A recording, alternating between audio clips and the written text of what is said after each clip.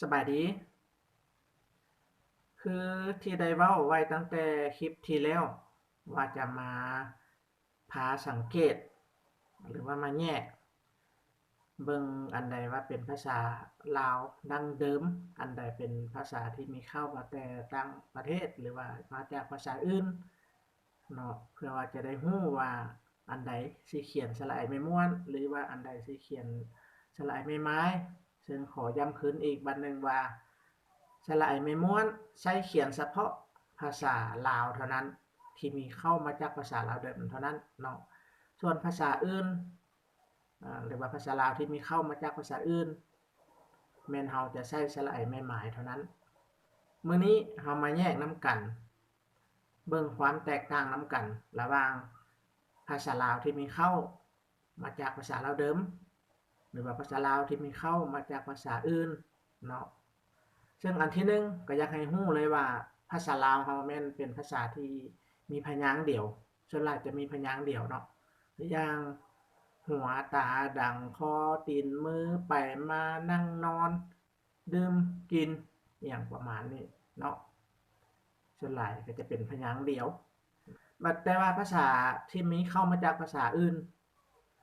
ส่วนหลายมักจะมีหลายพยางค์เนาะเช่นว่าสิวิไลวิทยาลัยอนามัยมโหสถหรือว่าสาธารณะประชาชนถนนสะพังสนามประมาณนี้เนาะมันสิมีหลายพยางค์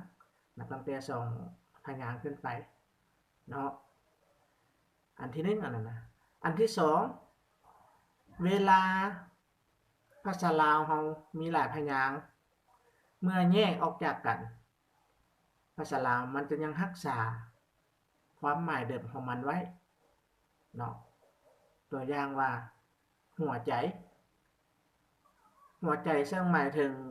สิ่งที่สำคัญหรือว่าอวัยวะที่สำคัญเป็นหลักในร่างกายของคนเราเนาะเวลามันแยกออกไปมันสิเป็นหัวและใจเนาะหัวก็ยังหมายถึงสิ่งที่เป็นหลักสิ่งที่สำคัญในคนเราคือกันเนาะวันนี้ใจก็ยังหมายถึงบ้างหัวใจของเราคือเก่ายังหมายถึงสิ่งที่เป็นจุดใจกลางคือเก่า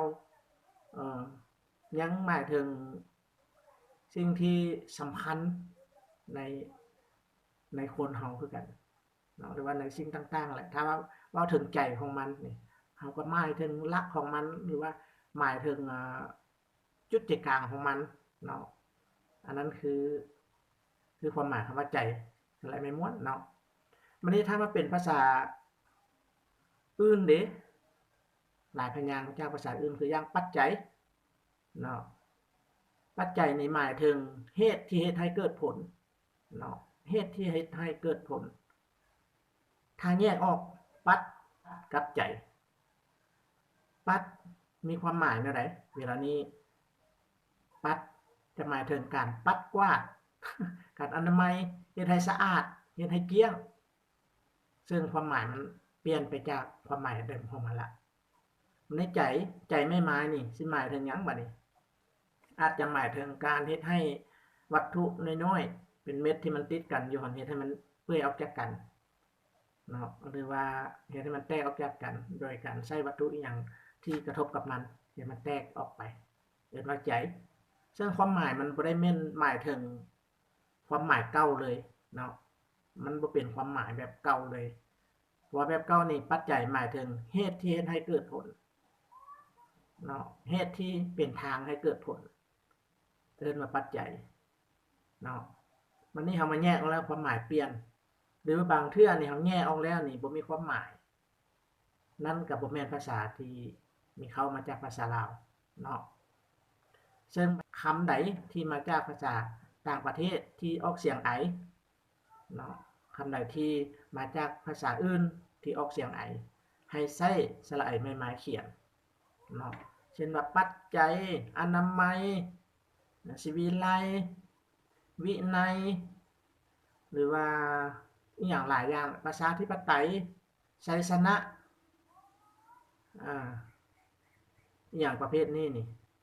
เนาะมันจะใช้สระไอไม้ไม้หมด หรือว่าภาษาอังกฤษก็มีได้เนาะคืออย่างศิวิไลหรือว่าไดนาโม